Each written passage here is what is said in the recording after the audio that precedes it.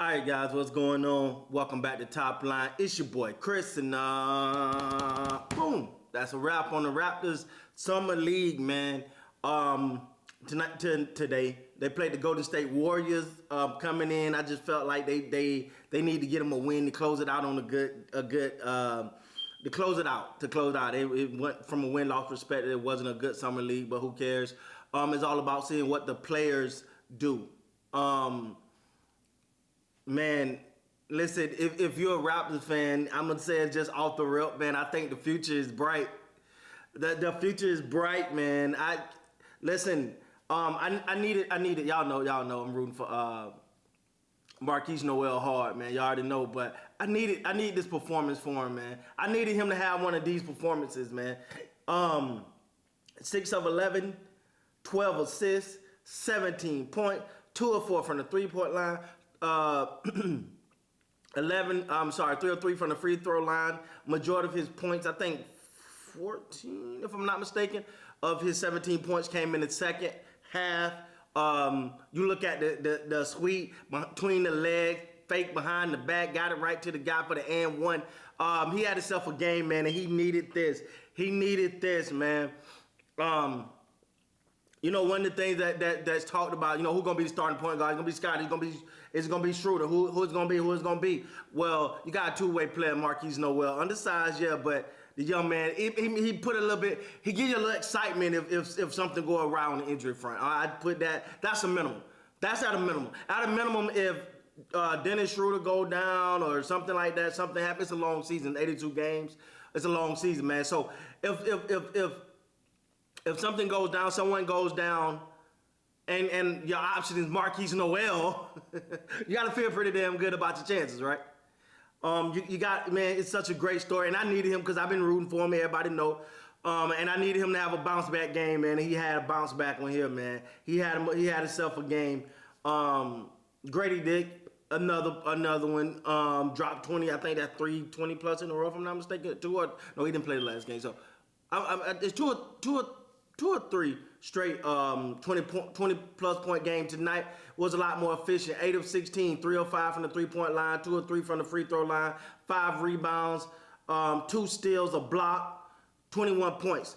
The efficiency is what I'm really impressed by, because you've seen it get better and better and better as the game goes on. It's like it slows down. Now, in this scenario, like I keep saying, I know I harp on this a lot, but he's the number one guy.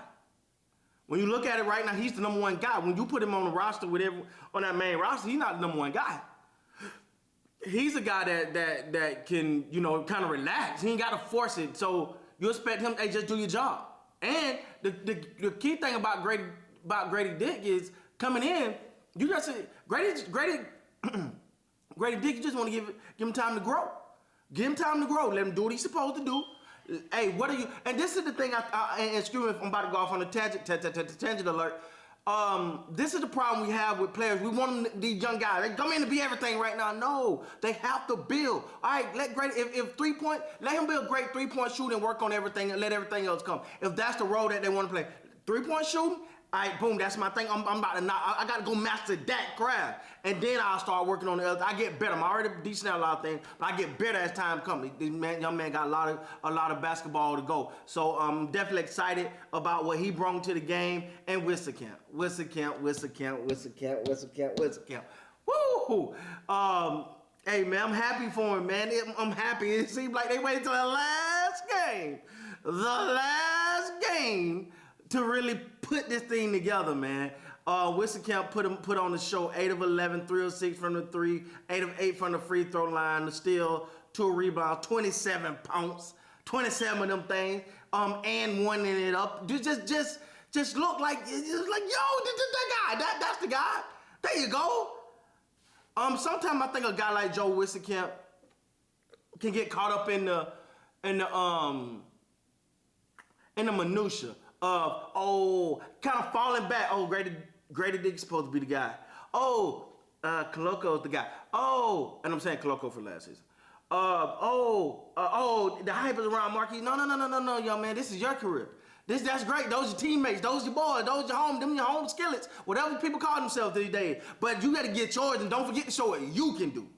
Do not forget to show what you can do. And I think he had an opportunity to do that tonight, and he did just that. It's going to be interesting, you know, as things come out, you'll see who's let go. Couple guys, I mean, you know, your boy Markquis Dick ain't going nowhere. You ain't got, Nowell ain't going nowhere. I'm hoping Brown don't go nowhere. We gotta see, man. We gonna, there's known to be a couple shockers in there. I thought Hodge had a good performance tonight as well. But man, if you're Markquis Nowell, you needed this game. You need this game because you want to. It ain't just about getting a two-way contract. It's about following it. Just keep it real. It's about following Fred VanVleet's footsteps. It's about, hey man, I come in undrafted, I'm undersized, but I can put up something. I can show you what I can do. Just give me the opportunity.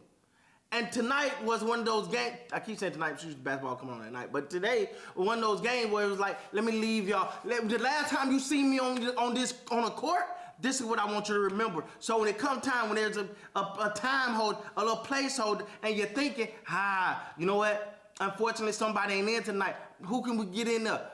Markquis Nowell is a good name. If you're Nowell, that's how you think it. That's how you bring it to him. You say, hey, I'm here, man. Just give me an opportunity to show you what I can do. You know what I'm saying? I'm really high on the young man. I'm really rooting for him. The amazing story, the fact that he's undrafted, I think it's just a hype thing. The only reason this man is undrafted is for simply a hype thing. A height thing. If he was 6'2", he'll be a top 5.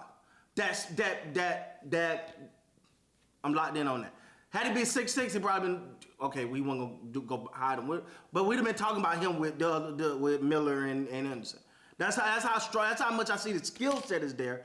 But it's just the height thing, and it's difficult because you've seen a couple times where they was able to use that against him, and just throw lobs up to the guy. He's in the paint. If they catch him in the paint, they just throw it to the guy who's guarding. Ain't nothing he can really do. So I get it from that perspective. But man, if you're talking about a team that left a positive note, a good taste in your mouth today, that was the Toronto Raptors, the young Bucks. Now some of these guys we know, some of these guys won't be here. Hope they get contracts somewhere else or whatever, how we'll see how it go. But if the Raptor future is bright, the days of the 40+ minute for the starters should be gone. They're done. They're done. All right, you ain't got to run the starters to death, man. Look what you guys done. You give them an opportunity, you give them a chance to play, you let them gain experience, and you get more and more comfortable. And now you ain't got Scotty Barnes or Pascal or OG playing 40 minutes. Like you can get those guys some rest so when it come playoff time. Because if you thought that I'm taking the Raptors anything other than the playoffs this year, you guys up. So come playoff time, those guys aren't as worn down. They're ready to go. Great, man. I love the way they ended it. It's been a rocking one, but you've seen what you need to see from the guys you need to see it from. With that being said, guys, please like, comment, subscribe to the channel. Till next time, you guys be great, man.